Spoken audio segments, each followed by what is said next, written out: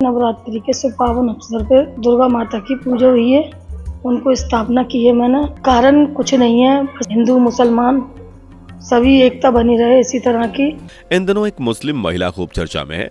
एक मुस्लिम महिला भगवान गणेश की पूजा करती है, जो नवरात्रि के 9 दिन व्रत रख रही है, जिसने अपने घर में मां दुर्गा की मूर्ति स्थापित की है। जी हाँ दोस्तों, आपको बिल्कुल चौंकने की जरूरत नहीं है, क्योंकि ये बिल्कुल हकीकत है दोस्तों। जैसा कि हम सबको पता है कि मुसलमानों में मूर्ति पूजा करना मना है और सिवाय अल्लाह के मुसलमान किसी और के आगे सर नहीं झुकाते। मगर ये हिंदुस्तान है दोस्तों, यहाँ हर धर्म के लोग एक दूसरे के साथ मिलजुल कर रहते हैं। कई मुसलमान हिंदू रीति रिवाजों को मानते हैं और कई हिंदू भी मुस्लिम के त्योहारों को मनाते हैं। मगर प्रॉब्लम उस वक्त आती है जब सबसे बड़े लोकतंत्र के देश में कुछ कट्टरपंथी ऐसे लोगों का जीना हराम कर देते हैं, फिर चाहे वो मुसलमान हो या फिर हिंदू।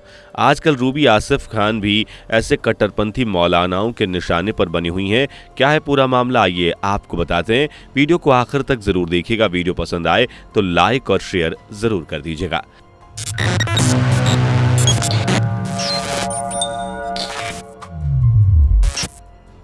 दोस्तों, मुसलमानों में किसी भी तरह की मूर्ति पूजा और अल्लाह के सिवा किसी और के आगे सर झुकाना मना है।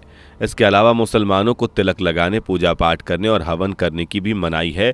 लेकिन भारत के कई मुसलमान ऐसे भी हैं जो इन सब चीज़ों से परहेज नहीं करते। मुसलमानों में मूर्ति पूजा गुनाह है, मगर आपको बता दें कि अभी भी भारत में कई ऐसे मुसलमान हैं जिन्हें ना तो पूजा करने से कोई दिक्कत है और ना ही हिंदू देवी देवताओं के आगे सर झुकाने से। ऐसा इसलिए भी क्योंकि कई हिंदू भी मज़ारों और मस्जिदों में माथा टेकने से परहेज नहीं करते।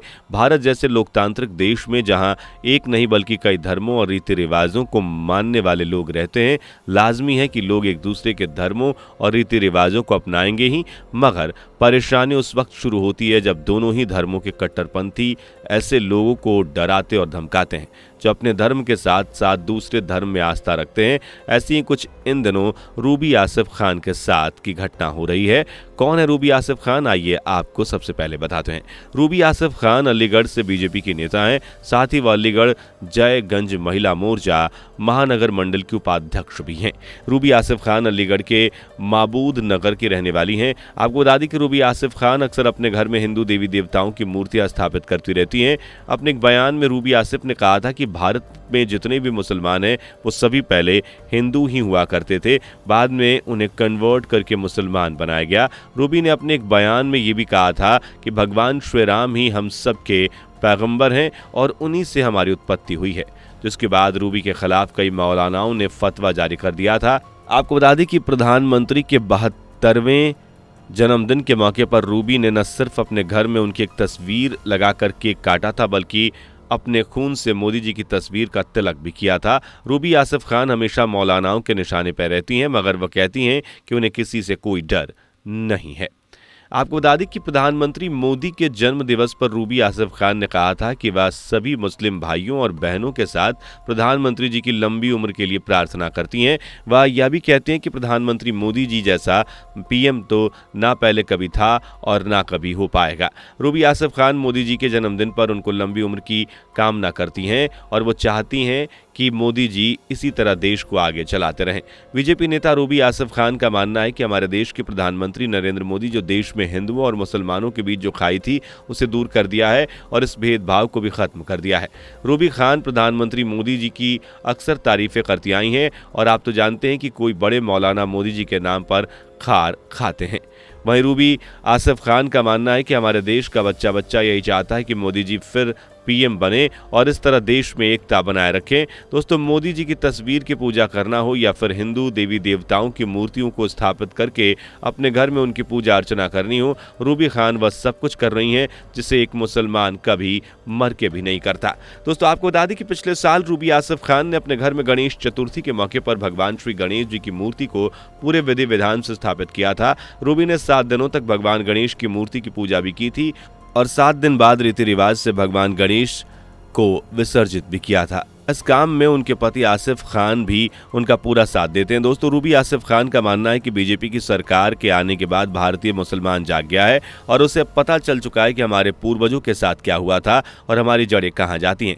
रूबी का कहना है कि जब से बीजेपी उत्तर प्रदेश में आई है, यहाँ के मजहबी दंगे माफियाओं का गुंडा राज खत्म हो गया है। हिंदू और मुसलमान एक दूसरे के ज़्यादा करीब आ गए हैं और जो लोग कट्टरपंथी हैं उन्हें ही इस एकता में दिक्कत दिखाई दे रही है। दोस्तों, आपको बता दें कि रूबी आसिफ खान के घर के बाहर अक्सर ही कई फतवे लगे रहते हैं जो मुस्लिम मौलानाओं के कहने पर लगाए जाते हैं। रूबी आसिफ खान के परिवार को जान से मारने की धमकी दी जाती है। रूबी आसिफ खान किसी धमकी से नहीं डरती, वह वही कहती हैं और वही करती हैं जो उनका मन कहता है। यही वजह है कि इतना ज़्यादा फतवा सुनने के बाद भी रूबी आसिफ खान न रुकी न झुकी और इस साल एक बार फिर उन्होंने माँ दुर्गा की मूर्ति को पूरे विधि विधान से अपने घर में स्थापित कर दिया है। रूबी ने इस नवरात्रि 9 दिन तक व्रत रखने की भी प्रण लिया है और रोजाना माता की आराधना भी करती हैं। आपको बता दें कि रूबी कहती हैं कि वह रोजाना माँ दुर्गा से देश की एकता की दुआएं मांगती हैं और हिंदू मुसलमानों के इस भेदभाव को खत्म करने की प्रार्थना करती हैं।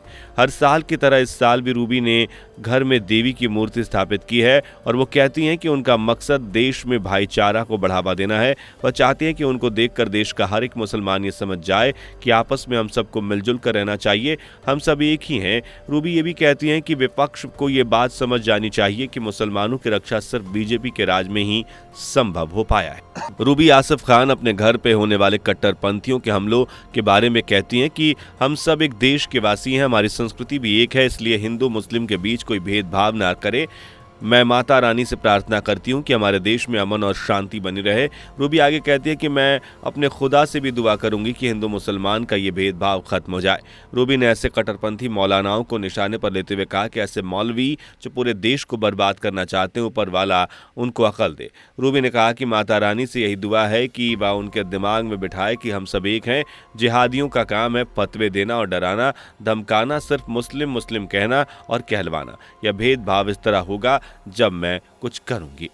दोस्तों, आपको बता दें कि बीजेपी नेता रूबी आसिफ खान ने ऐसे फतवे देने वाले कट्टरपंथी मौलानाओं के खिलाफ सख्त से सख्त कार्रवाई करने की मांग भी की है। रूबी आसिफ खान उन लीडर मुस्लिम महिलाओं में से हैं जो सभी धर्म को मानती हैं और किसी भी धर्म के साथ भेदभाव नहीं करती हैं। दोस्तों, आपको क्या सोचना है रूबी आसिफ खान के बारे में, हमें अपनी राय कॉमेंट करके बताइएगा। अगर ये वीडियो पसंद आई हो तो वीडियो को लाइक और शेयर जरूर कर दीजिएगा। इस तरह की वीडियो को देखने के लिए हमारे चैनल को सब्सक्राइब भी जरूर कर दीजिएगा। मुलाकात होगी अगली वीडियो में, तब तक के लिए बाय बाय। दोस्तों, आपको स्क्रीन पर 2 और वीडियोस दिखाई दे रही हैं, जिसे देखने के लिए स्क्रीन पर क्लिक करें।